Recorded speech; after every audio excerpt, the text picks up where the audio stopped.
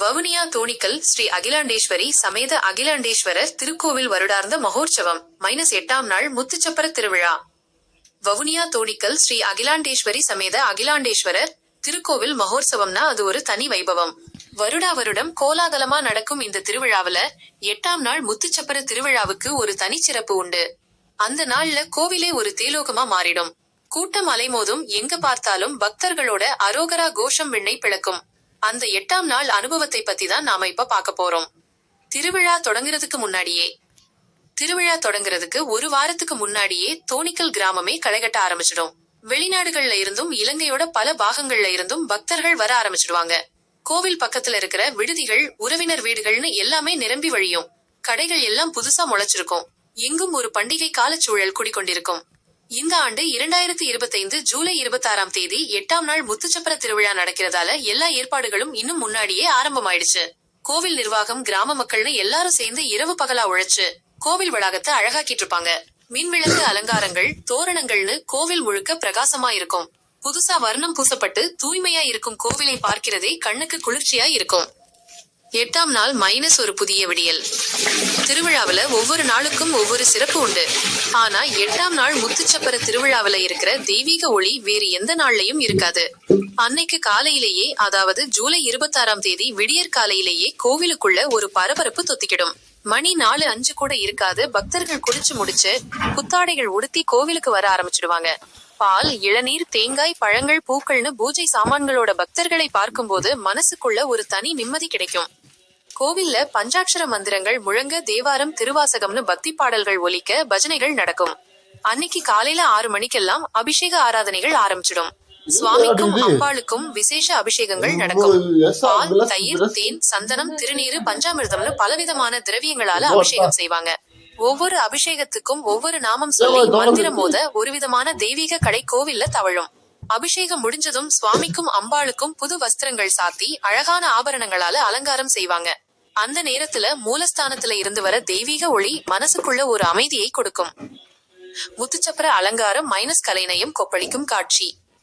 8ஆம் நாள்ல இருக்கிற முக்கியமான ஒரு நிகழ்வு சுவாமியும் அம்பாளும் முத்துச்சப்பரத்துல எழுந்துருள்றதுதான். முத்துச்சப்பரம் அப்படின்னா அது ஒரு சாதாரண தேர் கிடையாது. முழுக்க முழுக்க முத்தாலேயே அலங்கரிக்கப்பட்ட ஒரு கலைப்படைப்பு.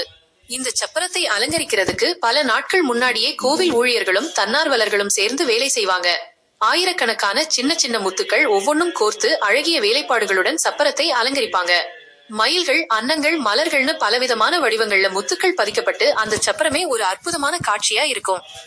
அன்னைக்கு காலையில அபிஷேகம் முடிஞ்சதும் அலங்கரிக்கப்பட்ட சுவாமியையும் அம்பாளையும் முத்துச்சப்பரத்துல எழுந்தருள பண்ணுவாங்க. சுவாமியும் அம்பாளும் அலங்காரத்துல ஜொலிக்க, முத்துச்சப்பரமும் மின்னி பிரகாசிக்கும். சப்பரத்தை சுத்தியும் பட்டு துணிகள், பூமாலைகள், வாழை மரங்கள், தென்னங்குருத்துக்கள்னு அலங்காரம் செய்வாங்க. இந்த அலங்காரத்தை பார்க்கிறதே ஒரு பரவசம். கோவிலுக்கு வர்றவங்க ஒவ்வொருத்தரும் அந்த சப்பரத்தை ஒரு தடவையாவது தொட்டு பார்க்கணும்னு நினைப்பாங்க. குழந்தைகளும் பெரியவங்களும் அந்த அழக ரசிச்சு செல்ஃபி எடுத்துக்குவாங்க. தீபாராதனை கண்கொள்ளா காட்சி. சுவாமி அம்பாள் முத்துச்சப்பரத்துல எழுந்தருளினதும் மகா தீபாராதனை நடக்கும். கற்பூர ஆரத்தி, நெய் விளக்கு ஆரத்தின்னு பலவிதமான ஆரத்திகள் எடுப்பாங்க.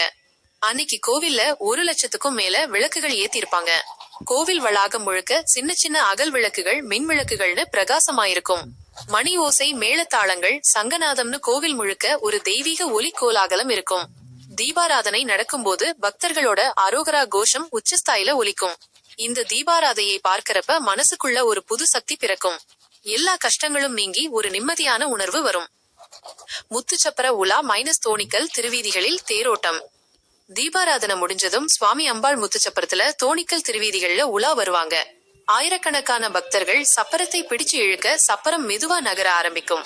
முத்துச்சப்பரம் உலா வர வர வீதிகள்ல பக்தர்கள் கூட்டம் அலைமோதும். வீடுகள் தோறும் கோலங்கள் போட்டு வாழை மரங்கள் கட்டி சுவாமியை வரவேற்க தயாராக இருப்பாங்க. ஒவ்வொரு வீட்டு வாசலிலேயும் சுவாமி சப்பரம் வரும்போது கற்பூர ஆரத்தி எடுத்து தேங்காய் உடைச்சு மாவிளக்கு போட்டு சுவாமியை வழிபடுவாங்க. சில வீடுகள்ல சுவாமி சப்பரம் வீட்டு வாசல்ல நிக்கும் போது அங்கேயே சிறப்பு பூஜைகள் நடக்கும். பக்தர்கள் வரிசையா நின்னு சுவாமிக்கு அர்ச்சனை செய்வாங்க. சில பெண்கள் முழங்கால்ல தவழ்ந்து வந்து சுவாமி சப்பரத்தை வழிபடுவாங்க. ஒவ்வொருத்தரோட முகத்திலையும் ஒரு பக்தி பரவசம் தெரியும். இந்த உலா போகும்போதே மேள தாளங்கள், நாதஸ்வர கச்சேரின்னு கோவில் ஊழியர்கள் எல்லாரும் சேர்ந்து ஒரு தெய்வீக இசைமழையை பொழிவாங்க. பக்தி பாடல்கள், தேவார பாடல்கள்னு கோவில் முழுக்க பக்தி மயம். பொங்கல் படைப்பு மற்றும் அன்னதானம். முத்துச்சப்பர உலா முடிஞ்சதும் சுவாமி மீண்டும் கோவிலுக்குள்ள எழுந்தருளுவாங்க. அதுக்கப்புறம் பொங்கல் படைப்பு நடக்கும். அன்னைக்கு ஆயிரக்கணக்கான கிக்கு படைப்பாங்க. கோவில் வளாகத்துல பெரிய பெரிய பாத்திரங்கள்ல பொங்கல் செய்வாங்க. பொங்கல் படைச்சதும் அன்னதானம் நடக்கும். கோவில் நிர்வாகம் சார்பாகவும் பக்தர்கள் சார்பாகவும் அன்னதானம் செய்வாங்க. வெளிமாநிலங்கள்ல இருந்து வர்ற பக்தர்கள், ஏழைகள், ஆதரவற்றோர்னு எல்லாரும் இந்த அன்னதானத்துல பங்கேற்பாங்க. பசிச்சு வர்றவங்களுக்கு உணவு கொடுக்கறது கோவில்ல ஒரு பெரிய புண்ணிய காரியமா கருதப்படும். அன்னைக்கு நாள் முழுக்க பக்தி பரவசத்திலேயே இருப்பாங்க எல்லாரும். வான வேடிக்கையும் கலை நிகழ்ச்சிகளும். மாலை நேரத்துல வான வேடிக்கைகள் நடக்கும்.